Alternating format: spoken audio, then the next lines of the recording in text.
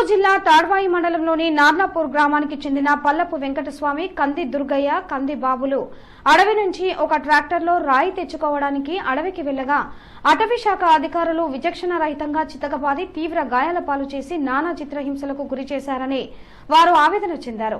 అడవిలోని రాయిని తీసుకోవద్దు, ఇంటికి పొమ్మంటే వెళ్లేవాళ్లమని అకారణంగా దాడి చేశారని వారు రోధించారు. తప్పు చేస్తే కేసులు పెట్టి శిక్షించాలి కానీ కొట్టి గాయాల పాలు చేయడం ఏమిటని వారు ప్రశ్నించారు.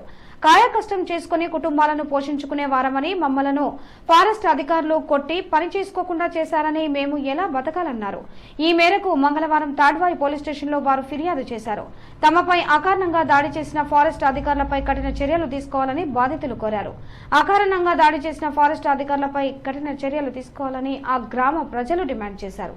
మా ఒడ్డర్లు అంటేనే ఫారెస్ట్ అధికారులకు అంత సులభమైన కుక్క సూపు చూసి మేము కూలి పని చేసుకుంటాం. 24 గంటలు కంకర, కట్రౌటు, ఎందడి, కట్టెలు కూడా మొత్తం కూలీ పిలిస్తే కూలీలని కొట్టడం అనేది అబద్ధం.